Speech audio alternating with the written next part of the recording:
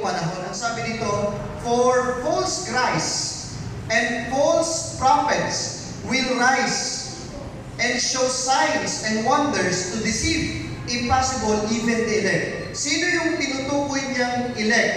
Yan po mga kapatid ay mga Christians, mga nabautismong Adventist, mga naniniwala sa ating Panginoon. Pero sila po'y maililigaw pa rin na mga false Christ.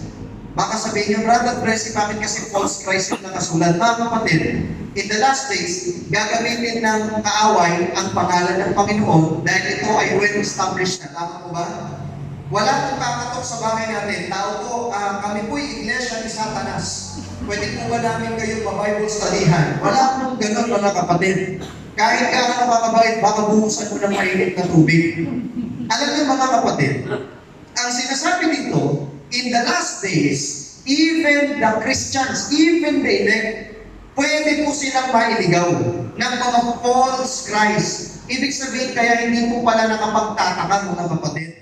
Hindi po pala nakapagtataka na alam niyo po ba, meron po sa Davao na nung nakulong na nga, tuloy-tuloy pa rin ang panalangin ng kanyang mga taga-suporta. Bakit? Naniniwala sila na ito yung Kristo eh. Ito si Jesus Christ eh. Naniniwala sila na kung ano ang ginawa kay Jesus Christ noon ng mga Romano, ganun din ang ginagawa sa kanya ngayon. Ano? Ang problema mga kapatid, ang tagal kong nagtago. Yung Panginoon po, hindi naman kong nagtago. Tignan nyo mga kapatid ang sabi ng Apostle Paul, isa pong babala. But now I fear that you will be tricked, just as Eve was tricked, but by that lying snake.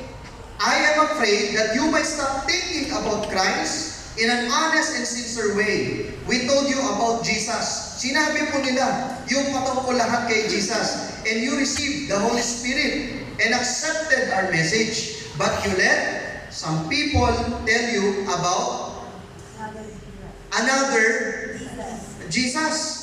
Now you are ready to receive another spirit and accept a different message. Pansinin niyo mga kapatid, dito po sa konteksto ng sinasabi ni Apostol Pablo, before makareceive ng different message, ang mga taga-Corinthian, nakita po nila muna ang maling turo patungkol kay Jesus Christ, pero nadaya pa rin sila. Therefore, mga kapatid, sa experience pala po natin, pwede pala tayong madaya. Dahil po gagamitin ng kaaway ang pangalan ng Panginoon sa huling panahon at kapag hindi po natin kilala ang ating Panginoon, for sure, pwede po tayong mailigaw. Tama po ba?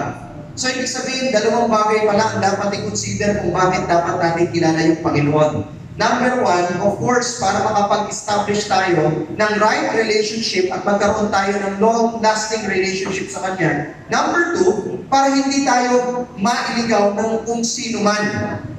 Alam niyo po, in the last days, ang magiging issue ay worship.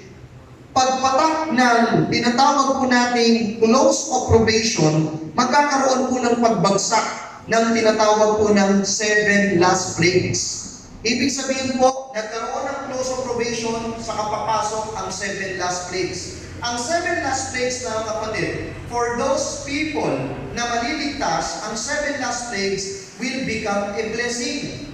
Samantalang doon naman po sa mga hindi po maliligtas, ito po ay magiging plagues, ito po ay magiging curse para po sa kanila. Ang sabi ng Bible, at mula sa templo ay lumabas ang 7 anghel na may 7 salot na nakadamit ng dalisay at makintab na lino at nabibigisan ng gintong pamikis ang kanyang mga dibdib. Ito na po mga kapatid. Kaya tumayo ang una at ibinuhos ang kanyang mangkok sa lupa at nagkaroon ng kakapandiri at masamang sugat ang mga taong may tanda na halimaw at ang mga sumamba sa larawan nito. Nagkaroon daw po mga kapatid, ang unang salot ay mga tao na tinamaan po ng mga sugat. Ano? So pagkatapos mga kapatid, after po niyan, lumabas po ang ikalawang salot. Ang sabi dito, ibinuhos naman ng ikalawa ang kanyang mangkok sa dagat at ito'y naging parang dugo ng isang taong patay at bawat may buhay na nasa dagat ay namatay. Therefore mga kapatid, kung inyo pong titignan, majority po ng pinagkukuhanan ng pagkain dito po sa mundong ito ay ang tubig. Marami pong kumakain ng isda. Pero sa panahon na yan, for sure, once na hindi na po available ang dagat, pagdating po sa production ng pagkain, ang pwedeng mangyari at maging output ay magugutom yung mga tao. So kung isa ka sa mga tao na hindi maliligtas, may sugat ka na, gutom ka pa. Ito po yung pangatlo, mga kapatid. Ibinuhos ng ikatlo ang kanyang mangkok sa mga ilog at sa mga bukal ng tubig at naging dugo ang mga ito. Mga kapatid, yung sinasabi mong bukal ng tubig, ito po'y kinukuhanan po ng inumin. So, ibig sabihin, may sugat ka na, gutom ka pa, uhaw ka pa. Ang sabi po, mga kapatid, at narinig ko ang anghel ng tubig na nagsasabi, "Matuwid ka, ikaw na siya ngayon at ang nakaraan, o banal, sapagkat hinatulan mo ang mga bagay nito, sapagkat pinadanan nila ang dugo ng mga banal at ng mga propeta at pinainom mo sila ng dugo. Ito'y karapat-dapat ka mo sa kanila." Ang sabi ho ng Biblia. Kasama po dyan, mga kapatid, yung little horn. And we all know, mga kapatid, the Seventh-day Adventist, prophetically speaking, alam po natin ang little horn, ito po ay tumutukoy sa isang sistema na wala pong iba kundi ang papacy o ang kapapahan. Nakikita rin po natin, mga kapatid, na ang Roman Catholic, nagkaroon din po sila ng experience na before sila maging Roman Catholic Church, sila po'y Roman Empire. Ang sabi po kasi ng talata kanina, pinainom po sila ng dugo kasi nga sila ay dumami ang kanilang pinagpapatay noon. Nung sila po'y Roman Empire pa lamang, sa panahon po, mga kapatid, nila Diocletian, na mga iba't ibang emperors, ang Christianity noon ay illegal na reliyon. That is why yung iba po, mga kapatid, sinusunog, nakapako sa krus, pinapakain sa liyon ng buhay. Actually, mga kapatid, si Apostle Peter, isa po sa mga na-persecute kung saan siya po'y binitin ng patiwarik sa krus kasi dapat ipapako siya sa krus, mga kapatid. Tapos ang nangyari ho, imbis na ipako siya sa krus ng kaparehas ng sa Panginoon, nag-request siya kung pwedeng pabaliktad kasi hindi siya worthy na ipako katulad ni Jesus Christ. At marami pang mga Christians dyan, mga kapatid, na naka-experience ng iba't ibang mga persecutions. That is why yung pong paghiganti ng Panginoon, yan po'y kanyang igagawad sa huling kapanahunan kapag iginawad na po ang 7 last plagues. Ayan, tuloy-tuloy po natin, mga kapatid. At ibinuhos ng ika-4 ang kanyang mangkok sa araw at pinahintulutan itong pasuin ng apoy ang mga tao. Just imagine, mga kapatid, yung unang plague, ano daw po? Sugat, hindi gumagaling. Pangalawa, gutom. Naging dugo kasi yung dagat. Tapos yung pangatlo, uhaw kasi yung mga bukal ng tubig ay naging dugo. At yung pangapat daw, mga kapatid, ay yung pasuin daw ng apoy ang mga tao. Sobrang init. Imagine nyo, mga kapatid, hirap na hirap ka na sa sugat mo. Gutom ka na. Uhaw ka pa. Tapos sobrang init pa. At hindi po kaya ng aircon ito, mga kapatid. Sa writings na Ellen White, binabanggit niya na kahit ano po ang itatabog sa mga tao na hindi maliligtas, ayun daw po, mga kapatid, ay malulusaw at matutunaw. Ano ba po ang sabi, mga kapatid? At napasok ang mga tao sa matinding init.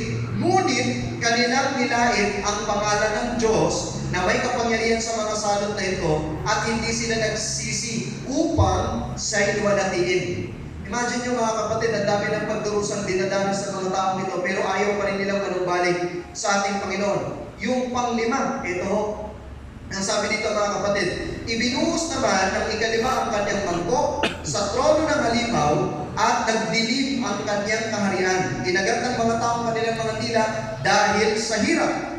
At nilait nila ang Diyos ng langit dahil sa kanilang mga hirap at sa kanilang mga sugat at sila'y hindi nagsisi sa kanilang mga gawa. So, imagine, may sugat ka na, gutom, uhaw, mainit, sobrang dilim. Mga kapatid, ito po yung karanasan ng mga tao na hindi maliligtas. Pero ang isang bagay na gusto kong ipapansin from the 7 last plagues, mga kapatid, yung pang-anim. Kasi ang sabi dito, ibinuhos ng ika-6 ang kanyang mangkok sa malaking ilog Euphrates at natuyo ang tubig nito upang ihanda ang daraanan ng mga hari mula sa sikatan araw. Mga kapatid, technically, kung atin pong titignan, yung pong pagkatuyo ng Euphrates Ang Euphrates po mga kapatid ay isa po sa pinagkukuhanan ng pagkain ng bayan po ng Babylonia. Ano po? Ganyan po yung itsura mga kapatid ng bayan ng Babylonia. Sa gilid po, yun po yung Euphrates River. Kapag meron silang digmaan, wala po silang pakialam kahit naka-close yung kanilang gate. Kasi po hindi silang kayang pasukin. So yung pagkain po nila, ihasa po nila doon sa ilog Euphrates. Sa Old Testament, yan po yung kanilang pangunahing source ng pagkain. Nandyan po yung tubig nila, nandyan din po yung mga pagkain po nila, at nandyan din po yung kanilang pangkabuhayan. So kahit po may digmaan sa labas, buhay na buhay po sila. Ang sabi po, yung ika-anim daw po mga kapatid, yung ika-anim na plague o salot, matutuyo daw yung ilog Euphrates. Bakit matutuyo? Alam niyo po, sa Old Testament, yung ancient Babylon, bumagsak kasi natuyo po ang Euphrates River. The reason kung bakit po natuyo ang Euphrates River, mga kapatid, ay dahil po dinivert ng Medo-Persia, ni Cyrus at ni Darius the Great, yung pong tubig na pupunta po sa ilog na yan, dyan po sa ilog Euphrates na yan, kaya po natuyo, dinivert nila. At nung dinivert nila, natuyo po yan, dyan po pumasok yung mga sundalo at nasako po nila ang bayan ng Babylonia. Ngayon, bakit futuristic? Pagdating dun sa Revelation, nandun pa din ang Babylonia. Mga kapatid, in the book of Revelation, makikita po natin sa Revelation chapter 13, si Satan bilang dragon. Tapos lumabas yung religion o yung tinatawag na civis at yung politics. Ang tawag po sa kanila mga kapatid ay modern Babylon. Ngayon, ang sabi po, matutuyo daw po ang ilog sa future, yung ika-anim na salot. Ang tanong, ano yung ilog na yon? Ang sabi po mga kapatid, sa Revelation 17:15, yung pong tubig ay kumakatawan sa mga tao. So, pag sinabing matutuyo, ibig sabihin mag-withdraw ng support yung religion at politics kay Satan in the last days. At yun daw po ang ikababagsak nito ni Satan. Pero teka lang, may gagawin pa po kasi mga kapatid nitong si Satan para makuha ulit, ma-regain yung tiwala ng mga tao. And by the way, bakit po sila mag-withdraw ng kanilang support kay Satan? It's because nakikita na nila na sila lang po ang naapektuhan ng 7 last plagues. Pero ano po mangyayari mga kapatid? Ang sabi dito, at nakita kong lumabas sa bibig ng dragon, ito na.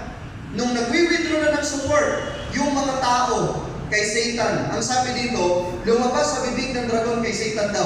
At mula sa bibig ng halimaw, at mula sa bibig ng bulaang propeta, ang tatlong espiritong karumalduman na gaya ng mga palaka. Sila yung mga espiritu ng mga demonyo na gumagawa ng mga tanda. So, ibig sabihin, in the last days, para ma-regain ni Satan ang tiwala ulit ng mga tao, ang gagawin po nila mga kapatid ay magpapakita ng mga kababalaghan. Magpapakita mga kapatid ng mga mirakulo. Alam nyo, sa panahon natin ngayon, marami pong ganyan, tama? Sa Facebook pa lang, marami ka nang makikita. Marami ka nang mababalitaan na pag tinignan lang daw yung picture mo, pwede ka nang pagalingin. Kaya meron kang maririnig mga kapatid sa Facebook, bulag, nakalakad, pilay, nakakita. Di ba? Magpapakita, may mga lumuluhang mga imahe, at kung ano-ano pa. Pero ito po, kapansin-pansin mga kapatid. Sabi dito, Satan will come personating Jesus Christ, working mighty miracles, and men will fall down and worship Him as, di ba yan yung gusto niya? We shall be commanded to worship this being, whom the world glorify as Christ. What shall we do? The time is coming when Satan will work miracles right in your sight, claiming that He is Christ. And if your feet are not firmly established upon the truth, pag hindi mo daw kilala yung tunay na Jesus Christ, then you will be led away from your foundation. So, ibig sabihin mga kapatid, bakit napaka-importante na kilala po natin ang ating Panginoong Jesucristo sa ating pong ginagawa? It's because aside from magkaroon tayo ng personal relationship sa Kanya, ay makaiwas po tayo mga kapatid sa gagawing pandaraya ng kaaway. Kapag hindi mo kilala kung sino si Jesus Christ, malilito at malilito ka. Tama? Maraming nagpapakilala kayo na sila yung Kristo. Pero bakit nananatili tayo na dapat namin kilalanin ang Panginoon dito? Dahil naniniwala, mga kapatid, ang mga Seventh-day Adventist na pagdating sa pananampalataya at paniniwala, wala dapat ibang maging basihan kundi Biblia at Biblia lamang. Amen? Amen. Ang sabi po dito, mga kapatid, ni Ellen White, looking unto Jesus, we obtain brighter and more distinct views of God, and by beholding, we become changed. Goodness, love for our fellow man becomes our natural instinct. We develop a character which is the counterpart of the divine character. Growing into His likeness, we enlarge our capacity for knowing God. So, ibig sabihin, for us to have a relationship with Jesus, we need to know Him more.